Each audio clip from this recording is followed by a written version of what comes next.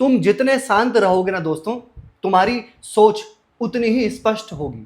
भावनाओं से नहीं, रणनीति से आगे बढ़े, रणनीति से। नमस्कार दोस्तों, मैं ज्योतिष आचार्य सचिन कुकरेती आप सबका अपने चैनल नीलकंठ ज्योतिष में हार्दिक अभिनंदन करता हूं। दोस्तों, आज का ये ज्योतिष का कार्यक्रम कर्क राशि कैंसर साइन के लिए बहुत विशेष कार्यक्रम है।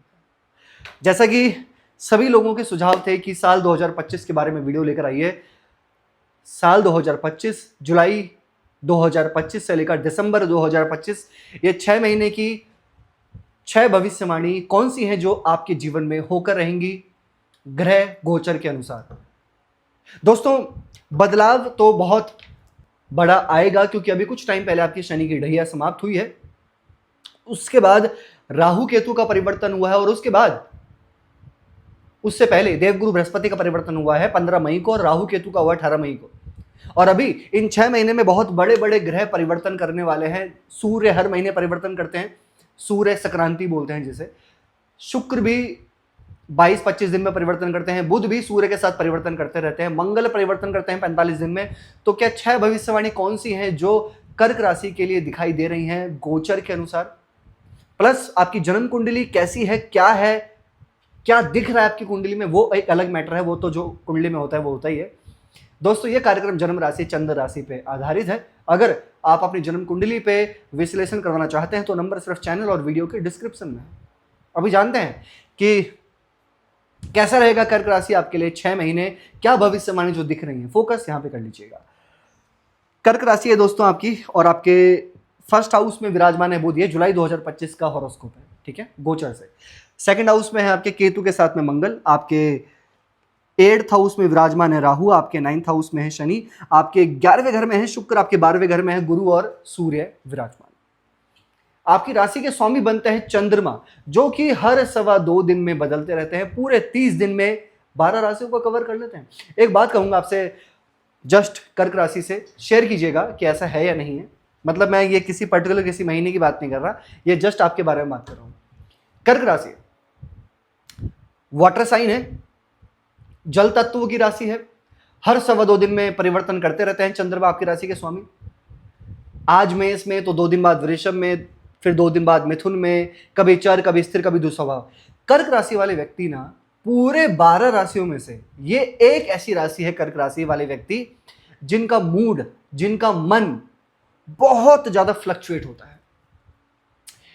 अगर आज इन्होंने किसी चीज के बारे में बोल दिया ना कि ऐसा करना है, ये 2 दिन बाद उस चीज को भूल सकते हैं कि मैंने कुछ बोला भी था, क्योंकि 2 दिन बाद इनका जो मूड है, जो मन है, वो चेंज हो सकता है और किसी दूसरी जगह पर ये सोच सकते हैं। यानी कि ये बहुत जल्दी खुश हो जाते हैं, बहुत जल्दी सेंटिमेंटल हो जाते हैं, बहुत जल्दी इमोशनल हो जाते हैं, बहुत जल्दी इनकी एक्साइटमेंट बढ़ जाती है, क्योंकि इनकी राशि के स्वामी चंद्रमा जो ठहरे, ये जनरल बोल रहा हूं, किसी महीने के बारे में नहीं बोल रहा, ये कर्क राशि में है। चंचलता बहुत होती है इनके अंदर। कभी बहुत सीरियस आपको दिखाई पड़ेंगे कि बहुत सीरियस है, कभी लगेगा कि ये बहुत खुश है, कभी लगेगा बड़े टेंशन में है, कभी लगेगा अरे बड़े मौज मस्ती वाले हैं। तो ये कर्क राशि के अंदर एक चीजें हैं, देखी जाती है। चलिए, 6 भविष्यवाणी कौन से वो जान लेते हैं। पहली भविष्यवाणी है कर्क राशि के बारे में। आपके फर्स्ट में बुध हैं और आपके सेकंड हाउस में मंगल हैं। देखिए, स्टार्टिंग में अगर मैं बात करूं तो 28 जुलाई से पहले थोड़ा सा अपनी वाणी पर ध्यान रखिएगा, खासकर अपनी लव रिलेशन पर और अपनी मैरिड लाइफ में, ठीक है। 28 जुलाई के बाद मंगल आपके 3rd हाउस में प्रवेश करेंगे, और 28 जुलाई से लेकर 13 सितंबर तक मंगल 3rd हाउस में रहेंगे, जो कि आपको टेक्निक बहुत अच्छी देंगे। टेक्निकल ऑनलाइन काम है, इन्फ्लुएंसर हैं आप, ऑनलाइन से रिलेटेड आप कोई भी काम करते हैं, कोई भी चीज़ आप करते हैं ऑनलाइन में, चाहे वो फेसबुक हो, इंस्टाग्राम हो, यूट्यूब हो, जो भी चीज़ें हो आपकी ऑनलाइन से रिलेटेड, वहां पर आपका काम थोड़ा ग्रोथ कर सकता है, थोड़ा आगे बढ़ सकता है। आपके अंदर साहस, पराक्रम, एनर्जी लेवल बड़ा गजब का देखा जाएगा, ठीक है। वहीं फिर मंगल आपके 4th हाउस में आएंगे 13 सितंबर को, 13 सितंबर से लेकर 28 अक्टूबर, जहां पर आप किसी प्रॉपर्टी में डील कर सकते हैं, प्रॉपर्टी के बारे में सोच सकते हैं, या अपनी प्रॉपर्टी को रेनोवेट करा सकते हैं। अब मजा आपको तब आएगा जब मंगल आपके पंचम भाव में ट्रांजिट करेंगे, यहां पर 28 अक्टूबर को। और ये 28 अक्टूबर के बाद में एक चीज बोलूंगा आपसे, जब मंगल अपने घर के होंगे ना, तो एनर्जेटिक लेवल बहुत अच्छा रहेगा, आपकी स्टेमिना बहुत अच्छी रहेगी, आपकी जो फूर्ति है आपका जो साहस है, पराक्रम है, ये बहुत अच्छा देखा जाएगा। दूसरी भविष्यवाणी ये है कर्क राशि के लिए, मैं यहां पर आपकी शिक्षा के बारे में बोलना चाहता हूं। दोस्तों, यहां पर राहु की दृष्टि पंचम पे नहीं है, शनि की दृष्टि पंचम में नहीं है, शुक्र पंचम को देख रहे हैं स्टार्टिंग में आपके, ठीक है, और मंगल अपने घर में प्रवेश करेंगे 28 अक्टूबर को।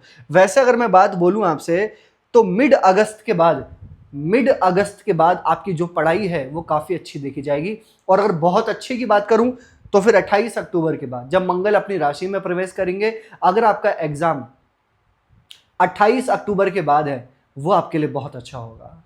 अगर आपका कोई भी चीज़ अगर आप करना चाहते हैं, कोई बड़ा एडमिशन, कहीं कुछ बड़ा सोच रहे हैं, स्पोर्ट्स में, किसी भी चीज़ में कुछ बड़ा करना चाहते हैं, तो मैं कहूँगा कि 28 अक्टूबर के बाद वो आपके लिए बहुत ज़्यादा सर्वश्रेष्ठ रहेगा जब मंगल अपनी राशि में प्रवेश करेंगे। और वैसे ओवरऑल बात करूँ पढ़ाई के बारे में तो मिड अगस्त के बाद तो आपकी पढ़ाई मुझे अच्छी दिखाई दे रही है। तीसरी भविष्यवाणी दोस्तों ये है कर्क राशि के लिए कि देवगुरु बृहस्पति आपके 12वें घर में ट्रांजिट कर रहे हैं। अब पूरे 1 साल तक आपके 12वें घर में रहेंगे।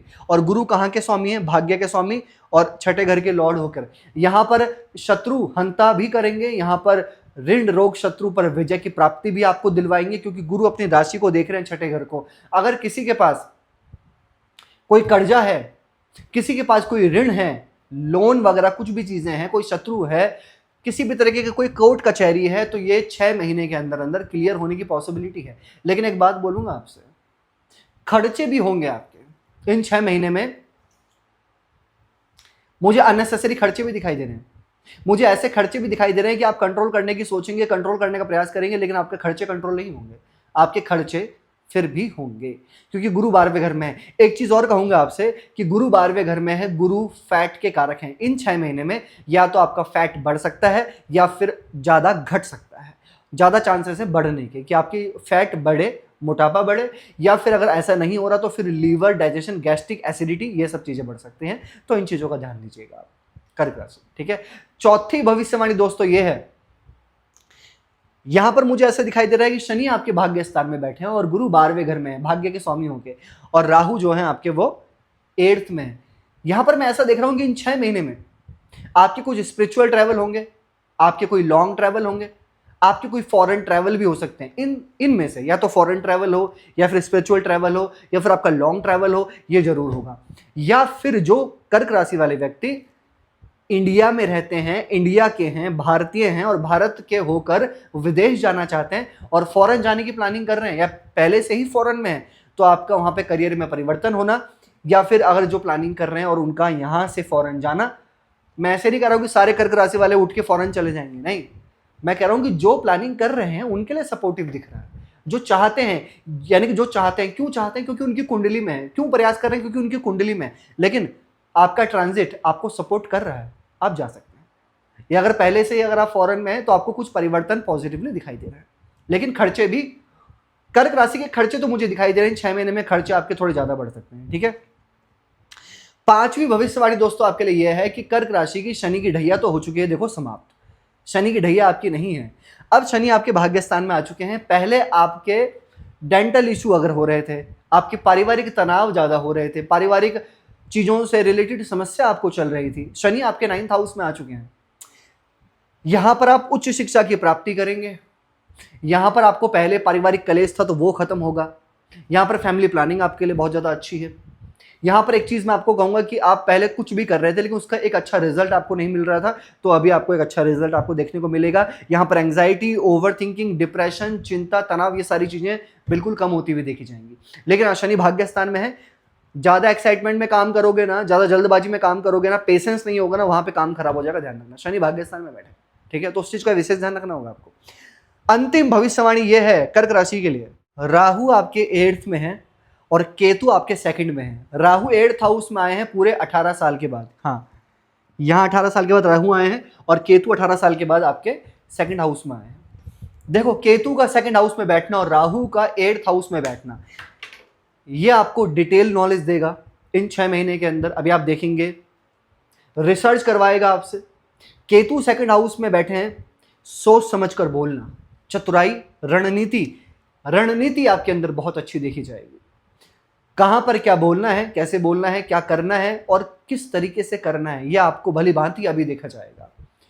कुछ अपने जीवन में कुछ लक्ष्य निर्धारित करेंगे कर्क राशि वाले व्यक्ति, यहां पर मुझे दिखाई दे रहा है। कुछ नया परिवर्तन करने का सोचेंगे अपनी पर्सनल और अपनी प्रोफेशनल लाइफ में। रिसर्च करेंगे, जैसे मैंने आपको कहा, अगर आप पढ़ रहे हैं तो उसमें आप रिसर्च करेंगे तो ये अच्छा दिखाई दे रहा है।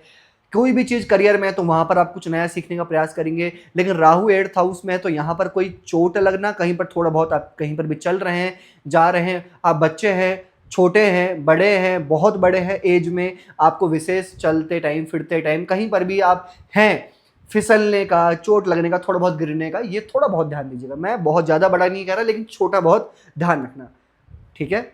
विशेष राहु 8th हाउस में तो थोड़ी बहुत कहता है ना कि पैर में लग जाना, हाथ में लग जाना, ये थोड़ा ध्यान रखना होगा आपको। या फिर अगर ऐसा नहीं होता थोड़ा बहुत माइनर सर्जरी के योग भी बना देते हैं राहु। मैं बहुत ज्यादा नहीं कह रहा, वो तो आपकी कुंडली भी निर्धारित करती है, ऐसा नहीं कि सबको आपकी कुंडली निर्धारित करती है, दशा महादशा खराब होगी तब, ठीक है।